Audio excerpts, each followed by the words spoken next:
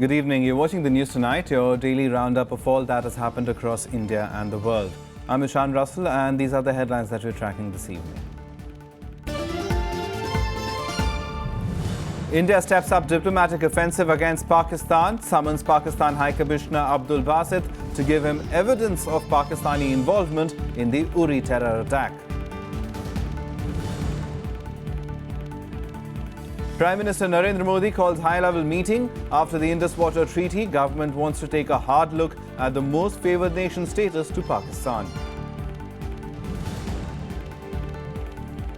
Supreme Court orders Karnataka to release 6,000 cusecs of Kaveri water to Tamil Nadu for the next 3 days. Also asks Centre to bring both state chief ministers together for meeting on the impasse. And the World Trade Organization cuts forecast for global trade drastically, warns that at a projected 1.7% growth has hit its slowest pace since the global financial crisis. Our top story this evening, in a fresh move to exert pressure on Pakistan, India may withdraw the most favoured nation status to the neighbour. To put this into effect, Prime Minister Narendra Modi has called a meeting of top government officials on Thursday. If India revokes the MFN status given to Pakistan, it will mean diminished imports from that country. Tightening the screws on Pakistan. A day after he reviewed the Indus Water Treaty, Prime Minister Narendra Modi has called for another high-level meeting on Thursday. This time to take a good hard look at the most favoured nation status granted to Pakistan. The high-level meeting will have top officials of the PMO, the MEA and the Commerce Ministry. India gave Pakistan the most favoured nation status in 1996.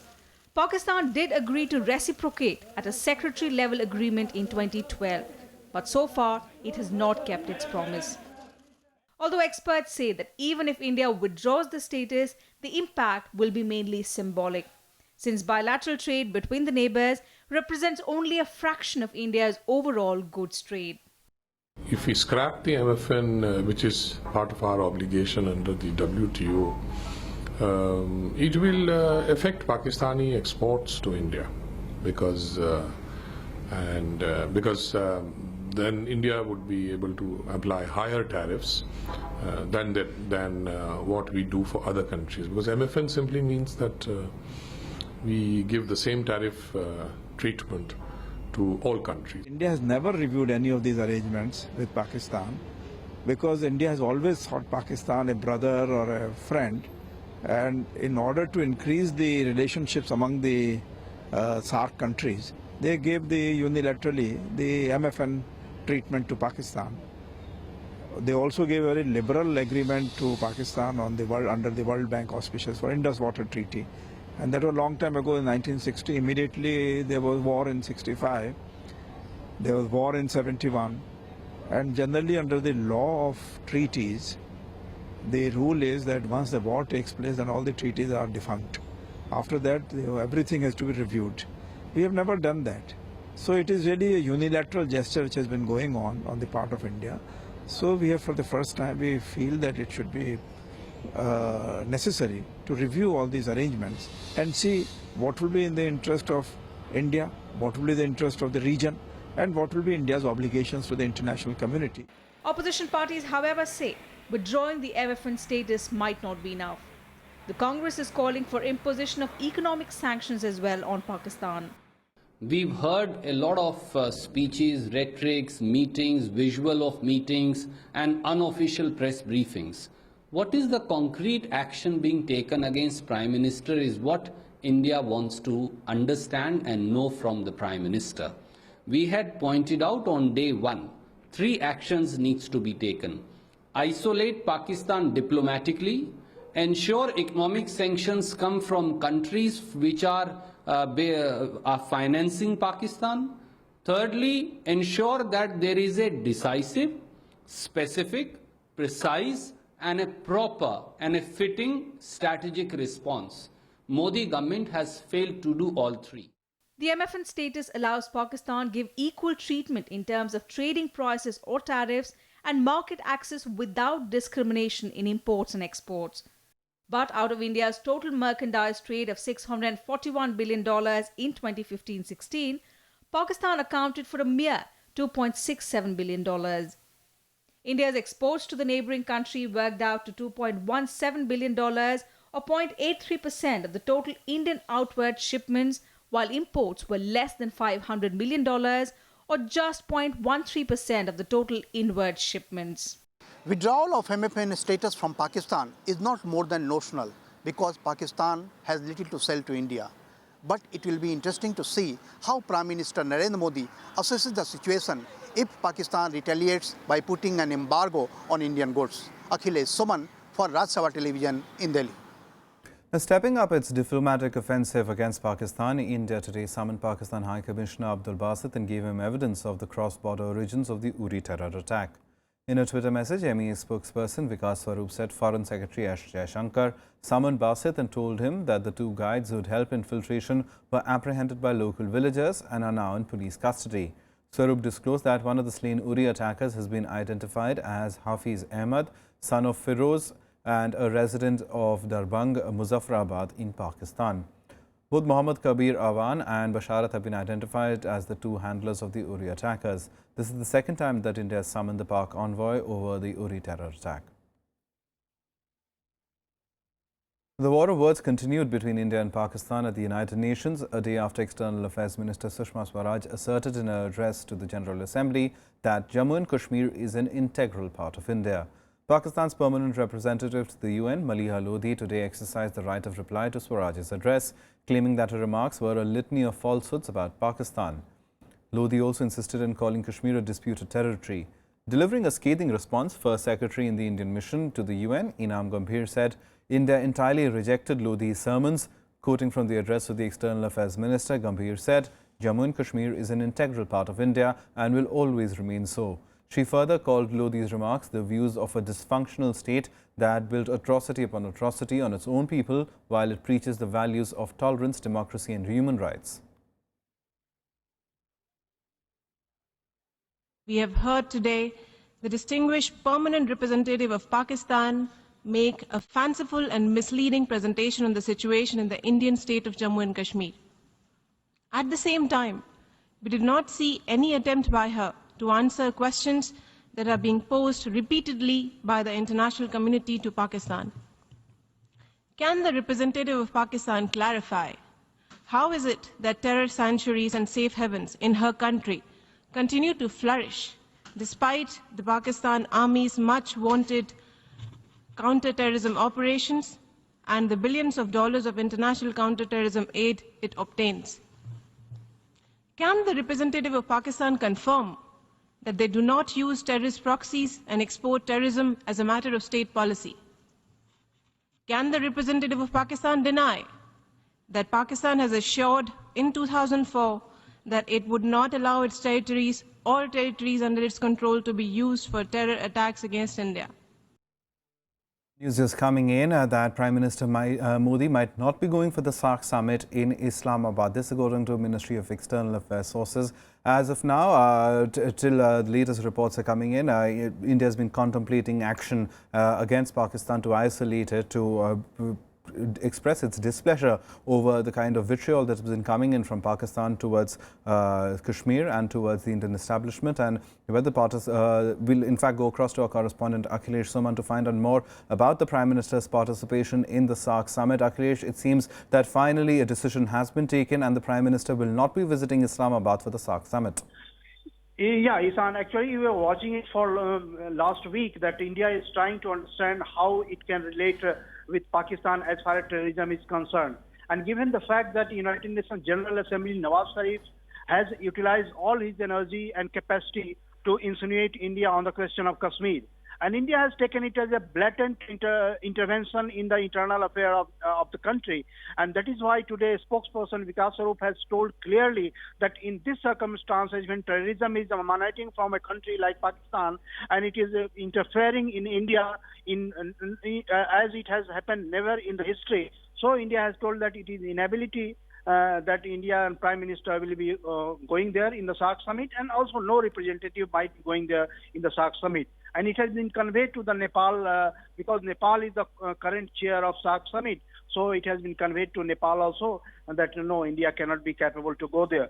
But in addition to India, my sources are telling that even Bangladesh, even Afghanistan are also telling that we will not also be able to go to the SAARC summit. So, and Bhutan also. So other than India, 3 countries have also conveyed to Nepal that we will not be able to go to the SAARC summit in the circumstances when terrorism is on the rise and Pakistan is giving help to the terrorists, creating sanctuary in the country, and it is interfering in the internal affairs. So this is the situation that in the SAARC summit, I think it will be a big failure in Islamabad. All right, but SAARC is a multilateral fora, and as you were pointing out, Akhilesh, not just India, but a host of other countries, including Bangladesh, including Bhutan, including Afghanistan, are all now saying that they will not be going for the SAARC summit. Really puts a question mark over the future of SAARC itself, and also certainly signals a hardening of stance as far as India's relation with Pakistan is concerned. Yeah, naturally it is hardening of its stance because India is finding itself in a situation when Nawaz Sharif, Pakistani Prime Minister, is using the forum of UNGA, the biggest multilateral forum in the whole world. UNGA is being utilized against one country, India, and he is glorifying a terrorist like Burhan Wani in open words. So there is no other way for India to go and say that no, Islamabad is not a right place for SAARC summit, and Islamabad that is becoming the conglomeration of people who are giving shelter to the terrorists, and go anywhere in the world, find any terrorist in the world, they will have some connection from Pakistan. So in such situations, SAARC summit has no relevance. But India has told that India will cooperate with all SAARC countries as far as the bilateral relations is concerned, and also that whatever multilateral decision have been taken in the past, India will be committed to do that, fulfill it. All right, Akhilesh Suman, we'll keep a track of the story as it develops for us. Thanks very much for joining us for now, Akhilesh. Now, reacting to India's review of the Indus Water Treaty, Pakistan has warned it will approach the United Nations and the International Court of Justice over the matter. Pakistan's Foreign Policy Chief Sartaj Aziz on Tuesday said that any violation of the 56-year-old treaty will be tantamount to an act of war. Addressing the National Assembly, Aziz said, as per the international law, India unilaterally cannot separate itself from the treaty, adding that there is no provision in the pact for its suspension or a unilateral exit. His remarks come a day after Prime Minister Narendra Modi chaired a meeting in New Delhi, reviewing the pros and cons of the treaty and the options before India to repeal the treaty with Pakistan. Meanwhile, India and China on Tuesday held talks on enhancing cooperation on counterterrorism as officials from both countries met in their first high-level dialogue in Beijing. The meeting comes 10 days after a terror attack at an army base in Jammu Kashmir's Uri district, in which 18 Indian soldiers were killed. The meeting was co-chaired by R.N. Ravi, chairman of the Joint Intelligence Committee, and Wang Yongxin, Secretary General of the Central Political and Legal Affairs Commission of China. The two sides exchanged views on the international and regional security situation. They also shared information on respective policies, systems and legislation to deal with terrorism, further enhancing their understanding on issues of major concerns to both sides. Moving on now, the Supreme Court today asked Karnataka to release 6,000 cusecs of Kaveri water to Tamil Nadu in 3 days, overriding Karnataka's argument that it does not have enough water to share. Seeking an amicable settlement of the matter, Congress MPs are now demanding Prime Minister Modi intervene in the matter. On Tuesday, the Supreme Court sternly ordered Karnataka to release 6,000 cusecs of Kaveri water to neighbouring Tamil Nadu for the next 3 days. Also giving a tight deadline, the Apex Court asked the centre to bring both chief ministers together for a meeting over Kaveri impasse by Friday. There will be some implication because now the Karnataka government the legislature has taken a decision, unanimous decision, not to release any water since there is no water to release. That is one thing. And now the Supreme Court has directed, in spite of such resolution, the government has to release 6,000 cusecs of water for 2 days. So that definitely it leads to confrontation between legislature and judiciary. Supreme Court has condemned the Karnataka government. The verdict of the Supreme Court should be respected. That is the message which we were also requesting. Karnataka continues to argue that it cannot release the 6,000 cusecs of water daily for a week or even for 3 days. The government claims that its cities are in danger of running out of drinking water while promising to spare water for Tamil Nadu only in December. However, considering Karnataka's petition, The court said it will hear their argument again on September 28th. But till then, it has to release water immediately. We appealed to the Supreme Court again, saying that it is not possible to comply with the order of the Supreme Court as there is no sufficient water. This is the situation where the people of Karnataka are in huge distress. So that is why we have gone ahead with this modified petition requesting them to modify their order, looking at the ground realities. And also we are saying that we will not, it's not that we are saying we will not release the water. We will, but give us an extension by the end of the season because anyway there may be some more rains. As and when the rains come, by the end of the season, by December, we will release the required quota of water. Escalating the matter, Congress MPs from Karnataka sought Prime Minister Narendra Modi's intervention in the Kaveri issue, urging him to convene a meeting of chief ministers of two states for an amicable settlement. Prime minister of India step in करे और दोनों के बीच में एक meeting facilitate करे, पर इसको तो बीजेपी लोगों ने सपोर्ट नहीं किया. The division of the Kaveri water that originates in Karnataka but flows into Tamil Nadu has locked both states in a conflict for several decades. But the latest agitation began on September 5th when the Supreme Court agreed that Tamil Nadu should get more water than it had been receiving so far to help its farmers. Bureau Report, Rajya Sabha TV. Some more national news stories now nationwide. The Odisha Assembly today witnessed pandemonium by opposition Congress and BJP members. They were demanding clarification from Chief Minister Naveen Patnaik on the sensitive Mahanadi water dispute with neighbouring Chhattisgarh. The House was adjourned till afternoon as the opposition shouted slogans inside the well. Patnaik, in his reply on Saturday, had said that the government was taking both administrative and legal action in the matter. The Income Tax Department issued summons to Delhi Health Minister Satyendra Jain in connection with its tax evasion probe against a Kolkata-based firm. Jain has been asked to appear before the department on the 4th of October and furnish personal financial details and ITRs for the last 4 years during his appearance. The minister in his reply said that he'd done nothing wrong.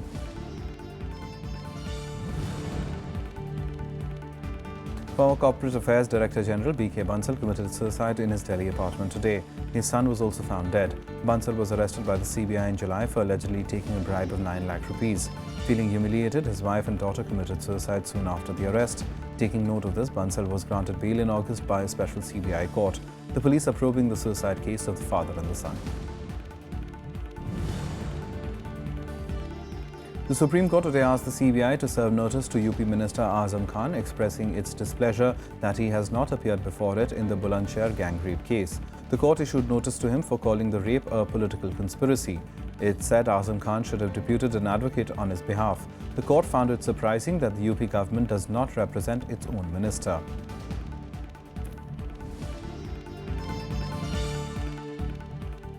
Time for us to take a short break. Lots more on the other side. Do stay tuned.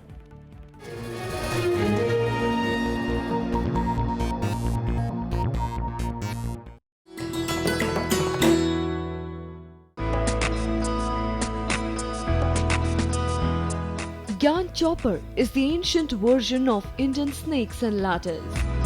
This intriguing game was popular among the old, the young, and the rulers as well.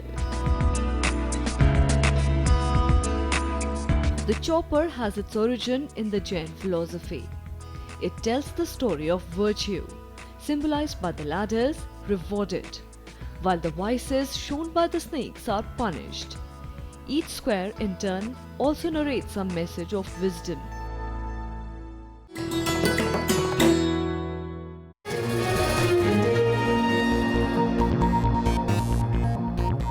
Welcome back. You're watching the news tonight. Now, the World Trade Organization has cut its forecast for global trade growth this year by more than a third, warning that growth had hit its slowest pace since the global financial crisis. The new figure of 1.7% is down from the previous estimate of 2.8% in April. The UN agency also revised its 2017 forecast, with trade now expected to grow between 1.8 to 3.1%, down from the previously anticipated 3.6%. The downturn reflects the slowdown in countries such as China and Brazil and lower levels of imports into the United States. WTO Director General Robert Azevedo also warned that dramatic slowing of trade growth should serve as a wake-up call. He also voiced particular concern over the slowdown in the growing context of growing anti-globalization sentiment. A Democratic presidential nominee Hillary Clinton and her Republican counterpart Donald Trump sparred over economy, jobs, tax cuts and foreign policy in their first face-off in the nationally televised presidential debate. The attacks also turned personal. Trump claimed that Clinton did not have the right temperament to be president, while Clinton said Trump had till date refused to release his tax returns.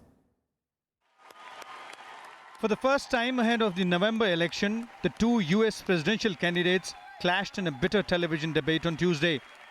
Both Donald Trump and Hillary Clinton went head-to-head on the issues of race, economy and foreign policy. Even personal attacks were not spared. Trump accused Clinton of not having the right temperament to be president. I also have a much better temperament than she has. You know, I have a much better. She spent, let me tell you, she spent hundreds of millions of dollars on an advertising. You know, they get Madison Avenue into a room, they put names. Oh, temperament, let's go after. I think my strongest asset, maybe by far, is my temperament. I have a winning temperament. I know how to win. Clinton, in turn, accused her Republican rival of racism, sexism and tax avoidance. He tried to switch from looks to stamina.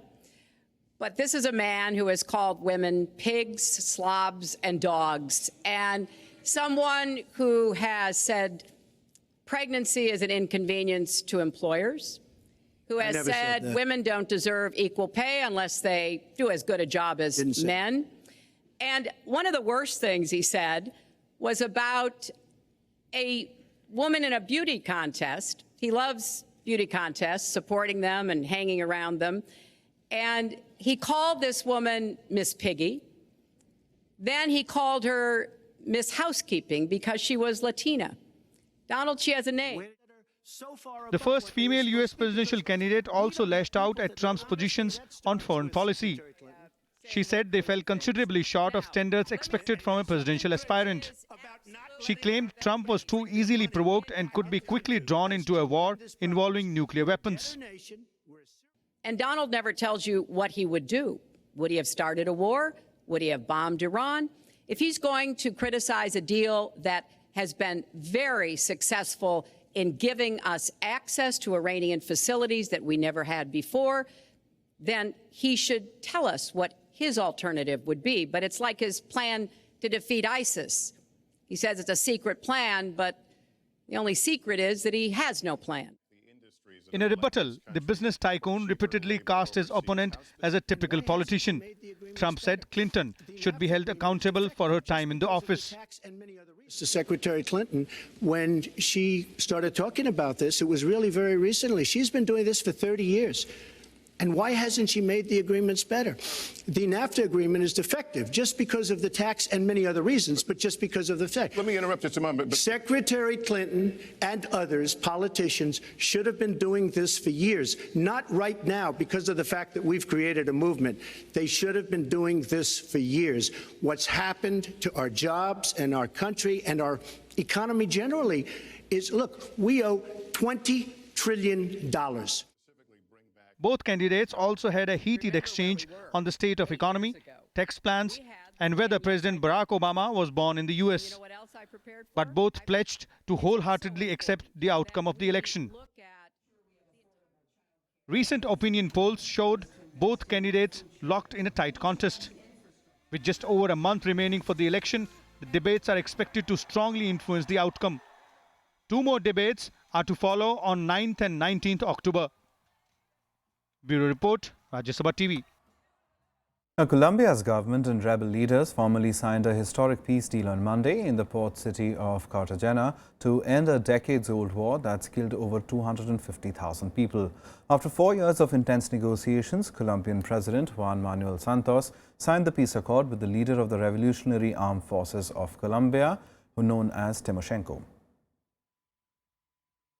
A conflict that lasted over 5 decades. An estimated 250,000 people killed, 5 million displaced. These staggering figures are now consigned to history as the Colombian government buried the hatchet with its longtime nemesis, the Marxist Revolutionary Armed Forces of Colombia rebel group, better known by its Spanish acronym FARC. Que Dios bendiga Colombia. Se acabó la guerra. Estamos empezando a construir la paz. In a symbolic gesture, the pens used to sign the historic peace deal years in the making were made from recycled bullets once used in the conflict. An inscription on the side of the pens read, "Bullets wrote our past, education our future." The two sides, joined by leaders from the United States, Mexico, El Salvador, Uruguay, Cuba and the United Nations, came together on Monday in the coastal colonial city of Cartagena to sign the accord. Colombianos, cesó la horrible noche. Cesó la horrible noche de la violencia que nos ha cubierto con su sombra por más de medio siglo. Cesó la horrible noche y llega el día con todas sus promesas. Hoy los invito a todos, a los jóvenes. The rebels voted unanimously to approve a deal that was finalized in August to end the 52-year-old conflict, Latin America's longest running. It still needs to be ratified by voters who will consider the agreement in a single-issue referendum on October 2nd. The treaty, signed by President Juan Manuel Santos and FARC leader Rodrigo Londono, better known as Timochenko, requires rebels to give up their weapons and participate in a transitional justice process toward reintegration. If and when the deal is approved by the electorate, the FARC will cease to be a rebel group and instead enter into politics as a left-wing party. La Conferencia Nacional de Guerrilleros de las FARC ha refrendado de manera unánime los acuerdos de La Habana y ha mandatado la creación del nuevo partido o movimiento político, lo cual configura el paso definitivo de la forma de lucha clandestina y alzamiento armado a la forma de lucha.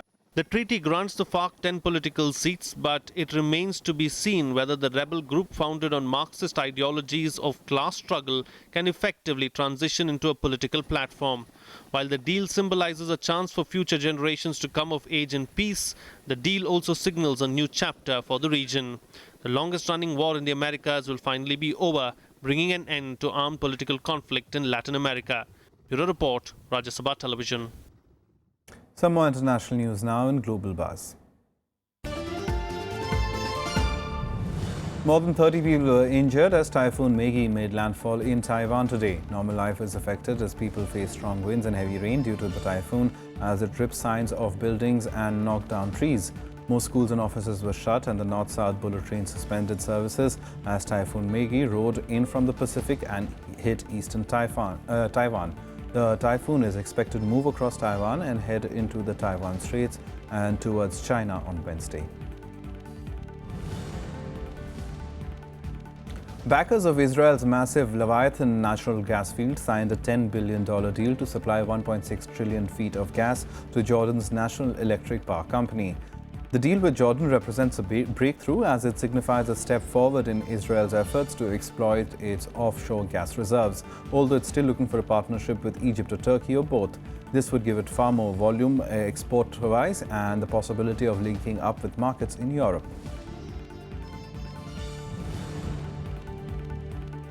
A referendum over Italian Prime Minister Matteo Renzi's flagship constitutional reform will be held on the 4th of December. The fate of the government is likely to hinge on the outcome. Renzi believes the reform will bring much-needed political stability to Italy. He has repeatedly pledged to resign if voters reject his proposals to cut the powers of the upper house, Senate, and reduce the number of parliamentarians. Well, that's news tonight. Good night.